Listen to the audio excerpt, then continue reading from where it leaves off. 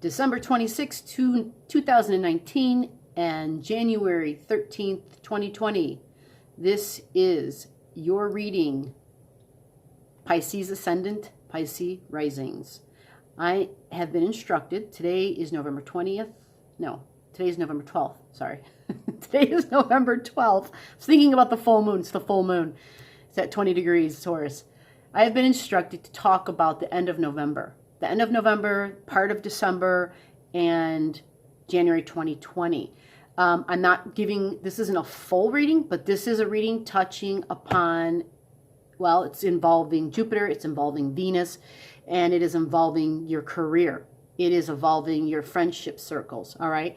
And I'm going to break down some of the planetary alignments and explain the events that are coming up, all right? Now, if you are new here, I'm G, and this is All Astrology, where we give one free, high-quality reading to each subscriber one time, all right? Comment your birth info down below. If you have not gotten a free reading from us yet, comment your birth info down below and we will hook you up. Make sure that you tap the bell so that you can be notified when your reading is ready to view.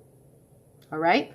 Now, Pisces, I've been excited. I have been waiting. I started with Aries. I have been waiting all day to get to your reading because if you have seen your November reading for this month, if you haven't, check it out down below. It's Pisces, November 2019. Check it out because it talks about this beautiful event that's coming up on the 23rd. I mean, it talks about the entire month, but one of the things I'm excited about is that on the 23rd, we have the Venus, we have Jupiter, and we have the galactic center coming together in your 10th house. This is your career. This is your highest worldly ambition. This is your goals and hopes, right? This is the house of, this is what I came to be known for. And I will do it regardless. I don't know how I'm going to do it, but I'm going to do it. Well, you have this happening in that 10th house, which means you're getting a blessing of some sort. You're receiving information. You're possibly getting a bonus. You're possibly getting a promotion. I want to hear back. I really do.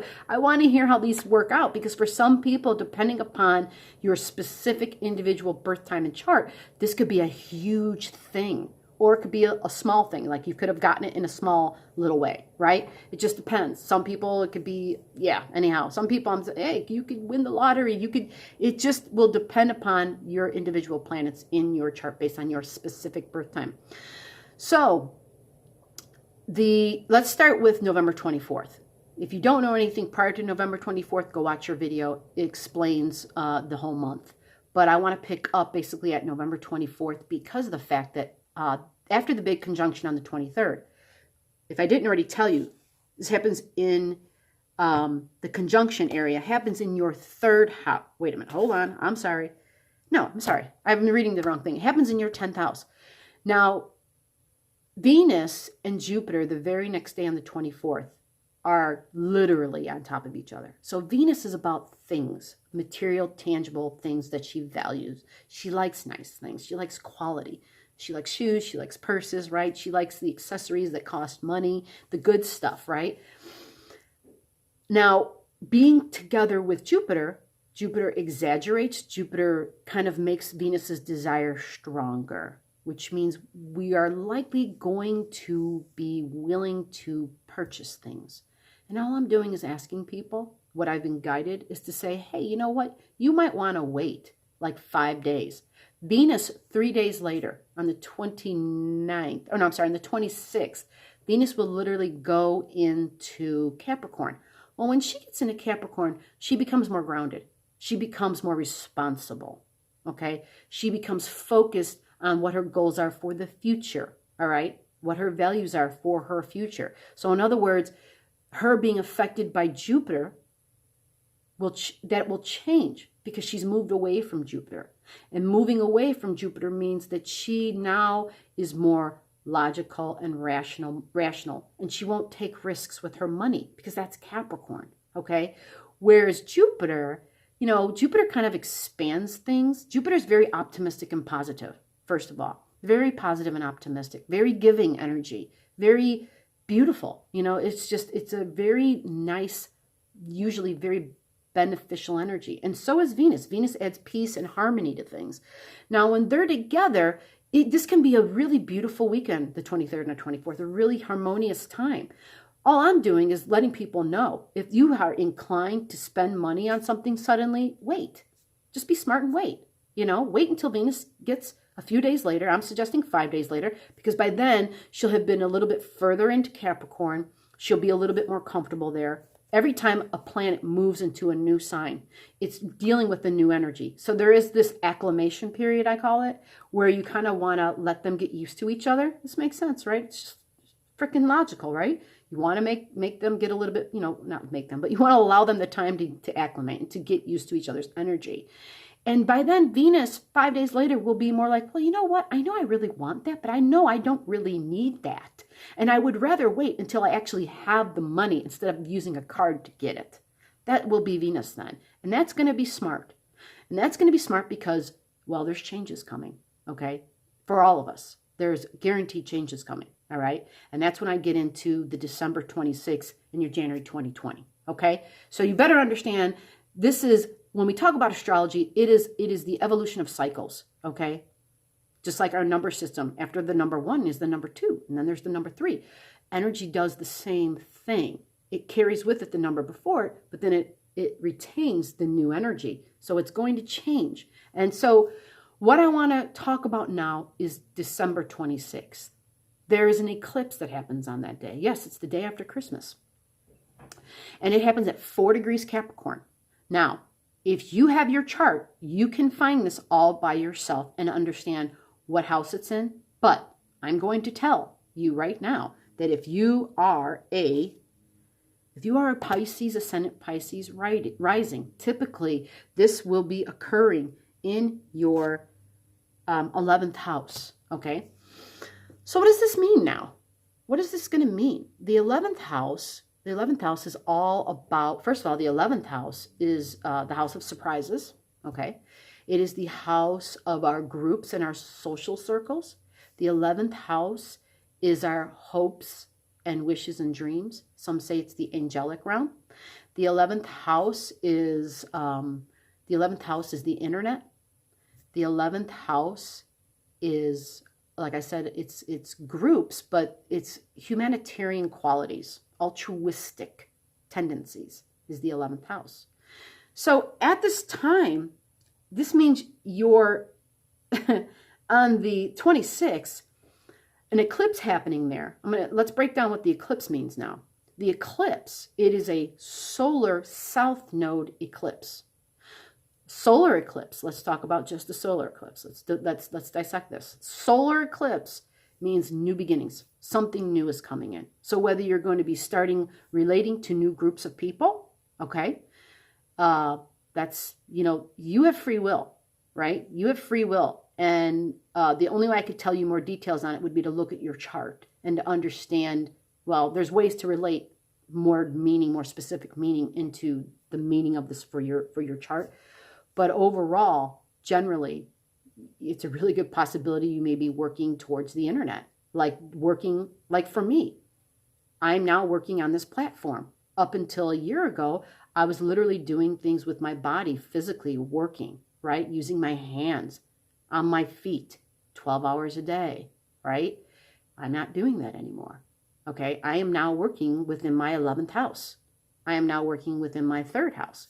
These are the houses of communication. These are the houses of the internet. These are the houses of social media, okay? This is the 11th house as well, all right? So friends, right? How many times do we hook up with people? We meet people online, right? But it's groups. And, well, you go into a social network and you're within a group in some way, shape, or form. Here, I'm on the internet. I'm on YouTube, and people are here for astrology. So this is our group, okay? This is all 11th house is astrology. Okay, now you have the new beginning in that area, and then we are going to talk about the south node because it's combined with this new beginning. The south node means release, plain and simple, nothing complicated. I have to let go of something. I have to release it. Are you going to be releasing friends? I don't know. Only you know that, okay? But you have to let go. The only way something new can come in, something that was already there, you have to let it go for that new thing to come through. This is what this means for you. That's what a south node solar eclipse means. I have to make room for the new. Okay? I have to change my programming. Okay? It's time for an update. Okay? You got it? Now, I'm discussing this because of the fact that in January of 2020, we have the big conjunction between Saturn and Pluto. Saturn and Pluto. Saturn is about structure. Okay? Pluto is about transformation. So we have to transform our structures. This happens in your 11th house. You have big changes coming to your 11th house. You see? That eclipse that I talked about, it's got like a 5-year life expectancy. That's how we would talk about it. Because eclipses aren't just, when I set the date of the 26th, that's when this energy sets down there. And it stays there. It stays active there. How about that? It stays active for 5 years. So for 5 years, this change, this I'm releasing the old to bring in the new, is going to be in your 11th house. It's going to be in your social circles. Okay? And the coming conjunction in January of 2020 is going to support that. It's going to be Saturn and Pluto together. Now, Pluto has been already in your 11th house, as has been Saturn, for many years now. Okay? But they are actually coming together. They're going to be sitting, holding hands on top of each other. So they, in a way, will definitely invigorate each other. They give each other more energy. Pluto's about digging deep, going into the root, pulling that shit out and throwing it out. That's Pluto. And Saturn is about high integrity. Like, okay, I see what's going on here, and this shit doesn't fly. It's not being done the right way. The rules are not being followed. That is Saturn energy. So Saturn and Pluto come together. Pluto says, okay, we got to get rid of this old way of doing things. It's time to restructure. It is time for reconstruction. The beauty of Saturn and Pluto working together is that Saturn, when Saturn's involved, Saturn thinks down the road. Saturn is for the long term. It's not fly-by-night change. It's not, a fad. Okay? It's not just on a whim. Not at all. Anything built in Saturn stays in Saturn. It's good. It's solid. It's sturdy. It's built to last a lifetime. That's Saturn. So this is exciting, Pisces, because a lot of friendships turn into marriages. I'm sorry. I just got to say it. It's what I'm hearing. For a lot of people listening, this could be that, right? This could definitely be that. And that's exciting. And if it's not marriages, it could be partnerships. And why did I say partnerships? Well, there's lots of partnerships. There's lots of business partnerships, right? So it's going to be profitable, right? So the whole message for this reading is do not resist the change. Okay? Don't resist the change. Understand that where Saturn and Pluto is involved in your 11th house of social circles, groups, friendships, okay? That change is coming, and don't resist it. Accept it. Because it is for your best in the long term. And I'm out. Thank you.